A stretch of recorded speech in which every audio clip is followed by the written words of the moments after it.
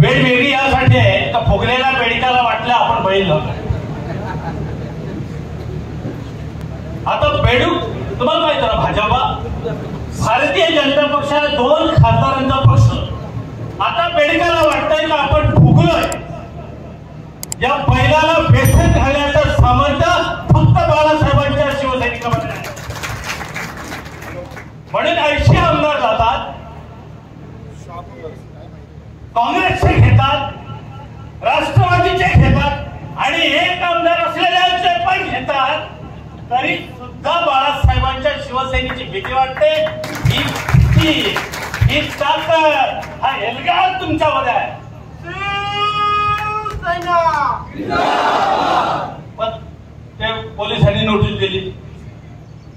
अशा नोटिसांनी आम्हाला बरीच सवय आहे. पण साहेब पहिल्यांदा नोटीस आल्या अशा प्रचाराच्या सभेमध्ये. कारण कधीही अशा पद्धतीच्या नोटीस येत नव्हत्या. 20 वर्ष राजकारण केले. 1995 पासून पहिल्यांदा मी बघितलं का सभेमध्ये नोटीस येते.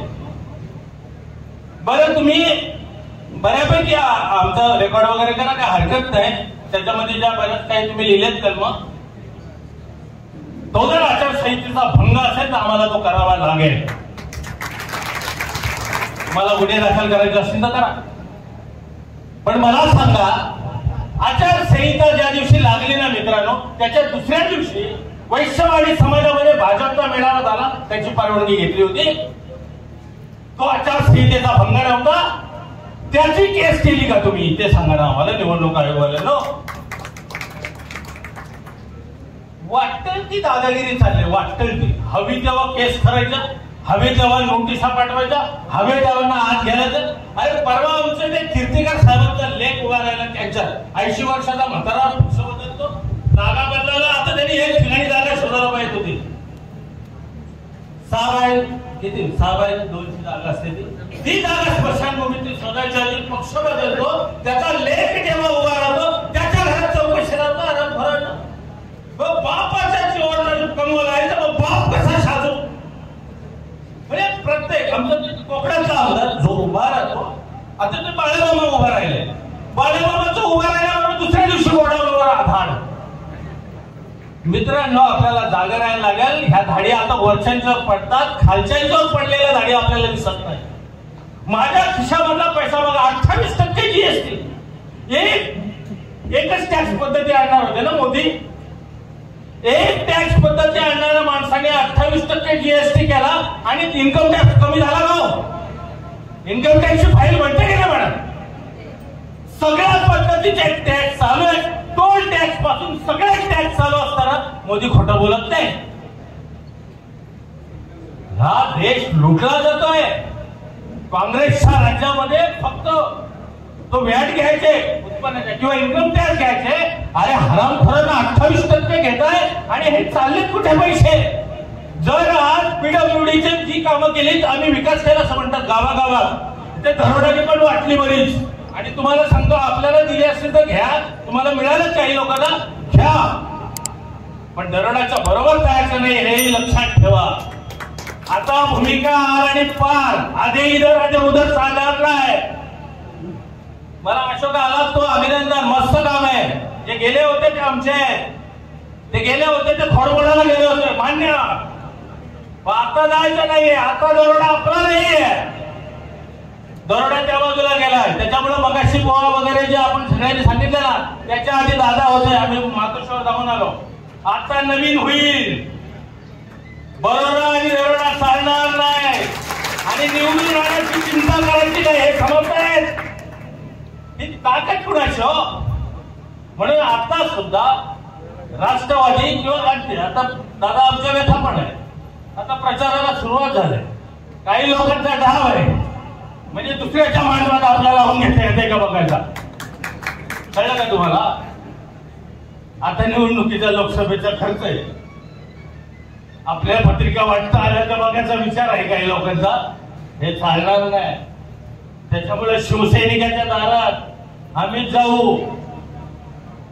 त्या ठिकाणी आमची प्रचार यंत्रणा विशिष्ट अर्थानं ताकदवर असताना आज आमचा कार्यकर्ता आमचा मला हंगाला विचारला नाही, खाडे साहेब आम्ही कोणीच नाहीये, प्रचाराला भरतीच माणसं सुरू आहे. बाळामामांचं काम आम्हाला तर करायचं हो, करायचं याच्यासाठी आहे का, त्याला काढायचं म्हणून यांचं करायचं. हे पण काय एनसीपी वगैरे काय आम्हाला फार जवळचे होते असे, पण महायुती झाले ना, ही महायुती आपल्याला पाळायला लागेल. त्यांच्यापेक्षा जास्त पाळून त्यांची ताकद कमीच आहे. आणि लढते कोण हो महाराष्ट्रामध्ये? 3 देशामध्ये 3 राज्यांना पराक्रमाचा इतिहास आहे. एक बंगाल आहे, तुम्ही बघा बंगालमध्ये जो पण बंगालमध्ये आतापर्यंत पश्चिम बंगालमध्ये सत्ता कोणाची होती, कम्युनिस्टांची, सत्तेच्या विरोधात बंगाल लढला. दुसरं राज्य आहे पंजाब आणि तिसरं राज्य आहे छत्रपतींचा महाराष्ट्र. दिल्ली पुढे झुकला नाही, दिल्ली पुढे वाकला नाही, कायम दिल्लीला महाराष्ट्रामध्ये शरण यावं लागलं. आमच्या मातोश्रीला आज दिल्ली घाबरते आणि म्हणून सगळ्यांना लागतात 40-80 आणि सगळ्या पक्ष लागतात. याचं कारण मातोश्रीला दिल्ली घाबरते, हा आपला इतिहास आहे आणि तो इतिहास आपल्याला जिवंत ठेवावा लागेल. का म्हणून भाजपा नकोय? काय दाखवलं? आम्हाला सांगितलं होतं साहेब स्विस बँकेमधून मी इतके पैसे आणि मोदीजींनी, पत्रकार मित्रांनी हे लिहिलं पाहिजे. आता खरं म्हणजे तुम्ही काय लिहिता, व्यासपीठावर कोण नाही आलं नाही त्याला सोडून द्या ना. ही लढाई आहे ना, ही भाजपा शिवसेना किंवा काँग्रेस राष्ट्रवादी अशी नाहीच राहिलेली. ही लढाई फक्त उच्च मूल्यांची आहे, ही लढाई लोकशाहीच्या रक्षणाची आहे, ही लढाई देशाच्या अस्तित्वाची आहे. अहो आपल्या चीनचा काही मैल प्रदेश काबीज केल्यानंतर सुद्धा खोट्या पद्धतीने वल्गणा केल्या जातात. काही मैल चीन काबीज केलाय आणि आपण म्हणतो पाक व्याप्त काश्मीरच्या गप्पा करतोय. काय होतं बेस हा त्या अंबानीचा रिलायन्सचा जे आपल्याला जिओचा नेट आला, फ्री कार्ड दिलं ना, मोबाईल तुम्हाला फ्री, 1 वर्षाचा रिचार्ज फ्री. हे म्हणजे कसं झालं माहितीये का, पेप्सी आलं ना त्यावेळेला आपल्याकडे ती याची बॉटल विकायला मिळायची, पार्लेचं प्रोडक्ट होतं, गोल्ड स्पॉट होता किंवा लेमन होता. तर पेप्सी येण्यापूर्वी त्या पेप्सीने अशी जाहिरात केली का पेप्सी कोक प्या आणि चांगली पोरगी गाडीवर फिरवा, अशा जाहिरात होत्या ना. आणि त्यावेळेला पेप्सी पेक्षा कोक स्वस्त केला.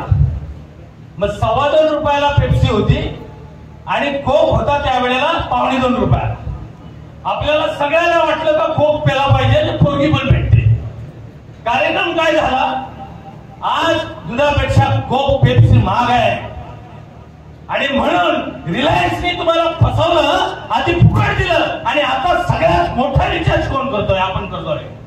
सगळ्या कंपन्या बीएसएनएल बंद केली, कोणी केली? अरे स्वदेशीच्या वाता करणारी भाजपा बीएसएनएल राष्ट्राची संपत्ती बर्बाद करते, बंद करते कंपनी. हे बोललं पाहिजे ना तुम्ही बोलता काय? बाळा बाबा कपिल पाटील, आज कपिल पाटील वगैरे सगळे दुय्यम आहेत आपल्यासाठी. कपिल पाटील आमचा शत्रूच नाही, भाजपा आमचा शत्रू आहे. भाजपाला गाडायचं असेल तर कपिल पाटलाला पाडावं लागेल, हे आपल्याला ठरवावं लागेल. हे फार मोठं संकट आहे ना. टीव्हीचा रिचार्ज काय मारता तुम्ही महिला? टीव्ही 1 दिवस नसेल, मालिका 1 दिवस बघली चैन नाही पडत. अरे काहीच्या काही रिचार्ज झाला नाही, डबल टिबलचा. मोबाईलचा रिचार्ज वाढला. कोरोना 1 वर्ष तो कोरोना का आला आणि सगळ्या पोरांच्या हातात मोबाईल गेले साहेब. आता त्या पोरांना झोप लागत नाही, तिला सांगायला लागत नाही भाऊ बाबा झोप, मोबाईल दिला तर ते पोर पण झोपतंय, तिला बघता झोपतंय. हे तुम्हाला चुकीच्या दिशेने घेऊन चाललेले आहे. प्रचंड महागाई आहे ना, आपण त्याच्यावर बोललं पाहिजे. नाही इतकी भरमसाठ महागाई देशामध्ये कधी नव्हती. एक सामान्य माणूस आटा घेतो, पेस्ट घेतो, प्रत्येक माणूस टॅक्स भरतो आणि त्याला सांगितलं जातंय तू गरीब आहेस.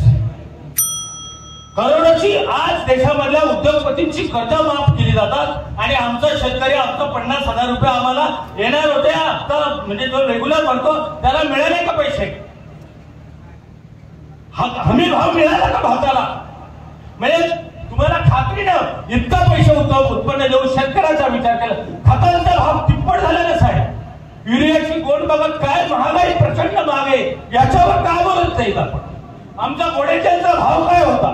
आज आम्ही गोडेतेलचं बजेट बिघडला आणि कितीतरी घरातली बायका नवऱ्याच्या विरोधात भांडायला लागल्या, घराघरामध्ये कलम वाजला. हा कलम वाजवणारा मोदी घालवायला लागेल आपल्याला. म्हणून तुम्हाला सगळ्यांना ही लढाई वेगळी लढाई, ही लढाई बाळासाहेबांच्या शिवसैनिकाची आहे आणि तो बाळासाहेबांचा शिवसैनिक कोणाच्या विरोधात लढतो, तो शहा आणि मोदींच्या विरोधात लढतो. आज आपला महाराष्ट्र काय बदला घेतला काय आमच्या महाराष्ट्रावर, सारा अख्खा महाराष्ट्र विकायला निघला आणि महाराष्ट्रावर प्रेम करणारी माणसं म्हणतात म्हणजे सगळ्या कंपन्या विकल्या की आमचे सगळे प्रोजेक्ट विकले, आमच्या नोकऱ्या गेल्या. आज बेकारीचा रेट काय कशा म्हणजे सगळ्या घरामधून तुम्हाला सांगतो, मुलं शिकवायची तरी काय शिकवायची, जर नोकऱ्याच राहिल्या नसतील इतकी प्रचंड बेकारी असेल. आपण राहिल्याच राहिल्या आमची पोरं एमपीएससी होतील, पण सगळ्यांनी आता सांबरे त्यांनी ते युपीएससीचे क्लासेसच काढले.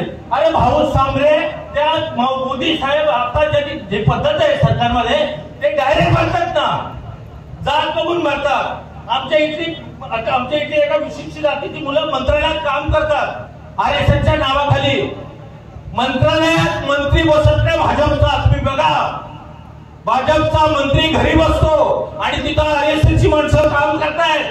सरकार भाजपचा मंत्री चालवत नाही, RSS सरकार चालवत आहे. आणि म्हणून देशाला नुसतं हिंदू, अरे मग ब्राह्मण कुठे लिहितो, हिंदू ब्राह्मण. अमित शहा काय गुजराती आहे, तो कुठं गुजराती हिंदू आहे का, गुजराती हिंदू आहे का? मग हे का आपल्याला सांगतात हिंदुत्व?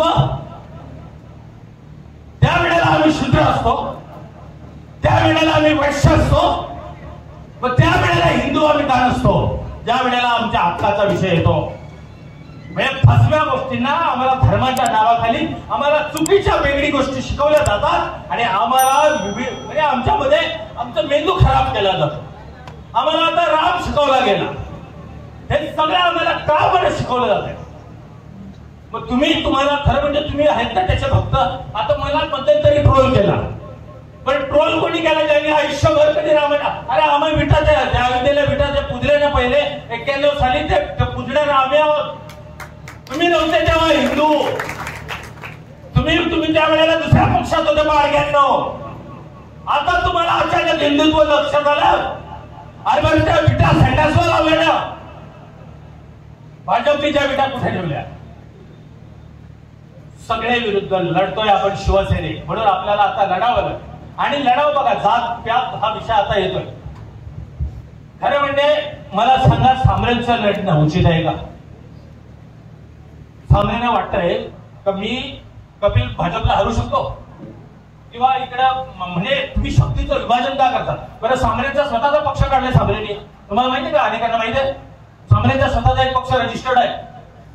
7-8 महिन्यापूर्वी वर्षभरापूर्वी त्यांनी एक पक्ष काढलाय, पण त्या पक्षातून काढणे लढले सांबरे. सांबरे भाजपमध्ये जाऊ शकत होते, त्याची काही मागत होता भाजपचा. सांबरे ह्या बाजूला पण येऊ शकत होते, सांबरे आल्यानंतर त्या बाजूला जाऊ शकत नाही याची गॅरंटी आहे का? सेवा म्हणून खूप चांगला आहे, कौतुक आहे. सेवा म्हणून त्यांच्या कामाचं आम्ही कौतुक करू, पण एक राजकीय नेता म्हणून त्यांचं काम निश्चित दुष्टावं नाही. याचं कारण आहे, ज्या वेळेला शरद पवार आपल्या गावात आले ठाकूरला, त्यावेळेला हजारो गाड्या आल्या होत्या इथे सांबरेंच्या, आल्या होत्या का नव्हत्या? हजारो गाड्या. शरद पवारांच्या नंतर भाजपमध्ये गेले, भाजपमध्ये गेल्यानंतर शिंदे गटात गेले. सांबरे रोज म्हणजे हे दिसत नाही. आणि म्हणून तुम्हाला आम्हाला सांगितलं जाते का जातीच्या नावाखाली मतं द्या आता, तर ह्या असल्या धार्मिक गोष्टी आपल्याला थांबवाव्या लागतील. म्हणून आज बोललं पाहिजे, म्हणून तुमच्यासाठी तुम्हाला प्रचाराची दिशा कळली पाहिजे. काय प्रचार केला पाहिजे, का भाजप संपली पाहिजे. भाजप नाही संपली तर लोकशाही धोक्यात आहे. आणि आमची नाही, सगळ्यात पहिल्यांदा वाद केला तो पत्रकारांच्यावर केलाय. मीडिया पहिल्यांदा संपवला, पत्रकारांनी सांगावं ना, पत्रकार का लिहिते त्याच्यावर. मीडिया पहिल्यांदा संपवला. पहिल्यांदा त्यांनी काय केलं, लोकशाहीमधला घातक गोष्ट त्यांना वाटली का मीडिया, म्हणून पहिल्यांदा जो चॅनलवाला, जो पत्रकार आपल्या बाजूला लिहित नाही त्याला पहिल्यांदा नोकरीवरून काढा. मग नोकरीवरून काढलं, ऐकत नाही पत्रकार, मग ते चॅनलच विकत घ्या. आज 90-95 मेन स्ट्रीम मीडिया साहेब भाजपचा गुणगान जातोय. आणि म्हणजे पहिल्यांदा तुमच्यावर हल्ला केला, पत्रकारितेवर, तुमच्या स्वायत्तेवर. तुम्ही ज्या वेळेला चांगलं लिहिता, खरं लिहिता, त्या वेळेला रस्ता पुढवले जाता. ही लोकशाही आहे. आणि आम्ही बोललो, आमचा पदाधिकारी बोलला तर त्याच्या वेळेतून फसवणूक होते, म्हणून आपल्याला लढावं लागेल. यासाठी आम्ही नाही नुसते लढणार, तुमची साथ हवी आहे. पत्रकारांनी लढावं लागेल. विकला जाऊ शकतो, बदलू शकतो, तो कोण आहे? ठीक आहे, आमचा अज्ञानी माणूस कदाचित बदलेल, पण जो शून्य आहे, जो समाजाला दिशा देतो, जो समाजाला रस्त्यावर चांगली मी मागे दाखवतो. त्या पत्रकार बंधूंनी आज या घडीला महाराष्ट्राच्या हिताचं काय आणि महाराष्ट्राच्या रक्षणासाठी काय करावं लागेल ते केलं पाहिजे. आज देश संकटात आहे ना साहेब. दोन छत्रपतींनी कधीतरी गुजरात सुरतवर हल्ला केला. आरामखोर रोज आमच्या मुंबईवर हल्ला करताय. रोज आमची लूट चालली. भारताने एकदा सुरत लुटली. आज मुंबईची लूट चालली आम्ही बघायची. मराठी माणूस त्यागाला जातो आम्ही बघायचा. एक दिवस असा येईल. बाळ उद्धवजी म्हणाले एक दिवशी खेळाने म्हणाले उद्धवजी का तुम्हाला सांगतो पुढची निवडणूक होणार नाही आणि परिस्थिती तशी आहे. लोकशाही निवडणूक मला पंचायत समिती पाहिजे, जिल्हा परिषद पाहिजे, कशाला घोडक्याला पाहिजे, ती राहणारच नाही जिल्हा परिषद पंचायत समिती असती बा. रशियामध्ये काय झालं आता? रशियामध्ये ते घडतंय तो एकाच पक्षाची निवडणूक होते. एकाच पक्ष लढतो. तर दुसरा तो मुटका माणूस तो कोणतो एकदम हा त्याचा देश केनिया का कुठला? कोरियामध्ये निवडणूक होत नाही. आता मोदींच्या राज्यात तू उभा राहिला तर ईडी साध्या हरपण इतके त्या बाजूला घेतलं त्यांच्या ईड्या नाही. आणि ज्याला तुम्ही प्यायला पैसे नाही त्यालाच ईड्या लावल्या. साध्या ईडीची चौकशी केली पाहिजे पहिल्यांदा. हो एका शेतकऱ्याला ईडी लावली. शेतकऱ्याला म्हणजे यांच्या या ईडीच्या आता हा इलेक्ट्रिकल बॉन्ड घोटाळा म्हणजे काय? हरामखोरीचा एक उत्तम नमुना तुम्ही बघा. काय झाले बघा. पैसे कशात खायचे लाज असते ना. पैसे खाणारा पण विचार करतो कशात खाल्ले पाहिजे. तर कोरोनाची लस आहे ना तिच्यात पैसे खाल्ले हरामखोरांनी. म्हणजे किती बदमाश आहे. घोटाळा झाला ना आपल्याला माहिती आहे पत्रकार मित्रांना. कोरोनाची तो सायरस पुनावाला ज्यांनी लस बनवली त्या लसीच्या बदल्यात इलेक्ट्रिकल बॉन्ड मध्ये 50 करोड रुपये घेतले भाजपने. बरं हे पैसे भाजपलाच का जातात? मग भाजपची चौकशी का नाही होत? इतके करोड रुपये. बरं 28 कंपन्या अशा आहेत का ज्यांची औषधं बंद करायची होती. म्हणजे 28 कंपन्या ज्यांची औषधं घातक आहेत. त्या पण कोणती औषधं? हृदयाची औषधं, मुख्य आजारावरची औषधं ज्या आहेत ती घातक औषधं बंद करायची होती. त्याच्यामुळे अधिक आजार वाढले, जीव जात आहेत, माणसं मरतायत. त्या कंपन्या 28 कंपन्यांच्याकडनं पैसे घेतले आणि त्यांना इलेक्ट्रिकल बॉन्ड मधून त्यांच्याकडनं हजारो करोड रुपये घेतले आणि त्यांना परवानगी दिली. अरे माणसांची मुर्द्याची म्हणजे तुम्ही माणसाचे मुर्दे पाडता. त्या लसीमध्ये अनेकांना अपंगत्व आलंय, अनेकांना नपुसकत्व आलंय, अनेकांना मोठमोठे आजार झाले. हे मेडिकल शास्त्र म्हणते ना. तुम्ही पण ऐकलं असेल ना. आणि सायरस पुनावाला जगामधला 6वा श्रीमंत बनला एका वर्षात. एका वर्षात सायरस पुनावाला देश जगामधला 6वा श्रीमंत बनतो आपल्या देशातला. ही खंत नाही तुम्हाला. अशी भाजपा चालणार आहे आपल्याला. एक अक्षय ना खाणे दूंगा ना खाऊंगा. अरे भ्रष्टाचाराचा कमालीचा भ्रष्टाचार. 8% एका कामाच्या मंजुरीचे आहेत साहेब. मी साला काँग्रेसच्या राज्यामध्ये एवढे वर्ष काढली कधी पैसे द्यायला मंजुरीला पैसे द्यायला लागत नव्हते. तुम्ही पण सांगा कोणी असं. अनेक जण आपण त्याच्यामध्ये काम केलं. मंजुरीला काँग्रेस पैसे घेत. ठाणे जिल्हा परिषदेमध्ये एक मुख्यमंत्री ठाणे जिल्ह्यात आणि दुसरा ते बांधकाम मंत्री ते चव्हाण. आता ते एकमेकाची घुसली तिथं काय लागले कल्याण तिथे आपल्याला बघायचे आहे. पण तुम्हाला माहित असेल एक बांधकाम मंत्री सार्वजनिक बांधकाम मंत्री आणि एक मुख्यमंत्री पीडब्ल्यूडीला 0 पैसे. या वर्षामध्ये पीडब्ल्यूडीचा ठेकेदार रडतो. मग 250 कामं आली, 300 कामं आली, नारळ फोडले, रस्त्याची उद्घाटन झाली. पुढच्या वर्षी यांच्या बायकांना जाम शिवाय देणार आहेत ठेकेदारांना. त्याची बिलं उठली, पैसेच नाहीये. अरे 4 वर्षापूर्वीचं बिल मला आता भूषण भेटला शेलवले. 4 वर्षापूर्वीचं 70 लाखाचं बिल आदिवासी उपयोजनेचं त्याचं बाकी 4 वर्षाचं. सरकार म्हणतं आम्ही लय पैशावाले, भरपूर पैसे, विकास करतो. आता मला सांगा भूषणचं ठीक आहे हो, पण ज्यांनी यंदा ठेकेदार झालाय तो भाजपचा कार्यकर्ता आता त्याची हळद लावली होती त्याच्या वेळेला बायको सोडून जाईल त्याची. आता ही परिस्थिती आहे आणि म्हणून या परिस्थितीच्या विरोधात आपल्याला लढावं लागेल. आणि आपल्याला सगळ्यांना दादा तुम्ही पण आमच्या कार्यकर्त्यांची विनंती मान्य करा. आम्ही दुसऱ्याच्या आणि आपल्याला काय आपला त्याच्या मांडवात आपल्याला आपलं लगीन लावायचं. हा आपलं मांडव आपला बाजा आपला आणि लग्न पण आपलं. त्याच्यामुळे ही ताकद समर्थ आहे. इथं गोळा करायला लागत नाही आणि तुमच्यावर आपला विश्वास आहे. हा खुद्दारीचा मांडव आहे, इथं गद्दारीला खरा नाही. आणि म्हणून विजयाची खात्री आहे. महाराष्ट्रामध्ये आतापर्यंत दिल्ली घाबरली, ती महाराष्ट्राला घाबरली. आणि औरंगजेब काही वर्ष महाराष्ट्रात सगळी दिल्ली सोडून ज्याची अफगाण अरबस्थानपर्यंत ज्याची सत्ता होती, तो औरंगजेब या महाराष्ट्रात येतो का? तर मराठ्यांचं राज्य, म्हणजे छत्रपती गेले, संभाजी पकडले, तरी सुद्धा औरंगजेब येतो आणि मराठ्यांचं राज्य संपलं पाहिजे असं म्हणतो. त्याला महाराष्ट्राचा, मराठ्यांच्या राज्याची भीती होती, महाराजांच्या विचाराची भीती होती. आणि तो विचार तुमच्याकडे आहे म्हणून आज दिल्ली घाबरते. आणि या महाराष्ट्राची परंपरा अशी आहे का औरंगजेब आला खरा, पण याच मातीत गाडला गेला. बादशाह काढण्याची धमक याच मातीत आहे. म्हणून आदिलशाह काय तर अमित शाह काय, ही पब्लिक, ही शिवसैनिक गाडल्याशिवाय राहणार नाही. आणि तुम्हाला सगळ्यांना विनंती करतो, गैरसमज सोडून द्या. कोण म्हणतो की कपिल पाटलांचं फाउंडेशन मध्ये होतं? साहेब एक कोरोनाची साथ आणि लोकांना मदत करणे हा एकमेव उद्देश. त्या वेळेला कपिल पाटीलांच्या कोरोनाच्या त्या फाउंडेशनचं काम, फाउंडेशन नव्हतंच का की कोरोनाची मदत केली. कुठे पत्रकार तुम्ही लेबल पाहिलं का? कधी माझं व्हिजिटिंग कार्ड का पाहिलं का? मग तुम्ही कशावरून म्हणता? म्हणजे हे तुम्ही जे षडयंत्र करताय ना आपल्याच माणसाला बोलण्याचं, हे थांबवा. आज भाजपच्या विरोधात मी बोललोय फार वेळा. या तालुक्यामध्ये ज्या ज्या वेळेला बोललो त्या त्या वेळेला मी बोललोय. या तालुक्यामध्ये ज्या ज्या वेळेला शिंदे गटाच्या विरोधात बोललोय त्या त्या वेळेला मी बोललोय. आणि तुम्ही आमच्यावर शंका घेणार, आम्ही काय काय भोगतो ना, तर आम्हाला माहिती आमच्यावर काय काय टीका होतात.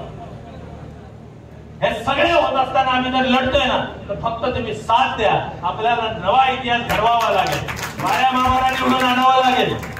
राष्ट्रवादीचा दावा करेल आमची ताकद येते आम्हाला माहिती आहे. फुटा तीनचातली सगळी मापं आम्हाला माहिती आहे. त्याच्यामुळे मीटरवाल्यांशी लागू नये कोणी. त्या फुटा तीनचा विषय संपवा. त्याच्यामुळे आपलं तिकीट विधानसभेचं आपण खात्री बाळगायची आणि आता बाकी सगळं विकायचं. एकच काम करायचं, महाविकास आघाडी जिंकली पाहिजे, लोकशाही टिकली पाहिजे आणि हुकुमशाही गाडली पाहिजे. याकरता मी मतदान करतोय. मी उद्धवजींचा सैनिक आहे आणि त्यांच्या उरावर बसतोय. इतकं निश्चय करूया. जय हिंद, जय महाराष्ट्र.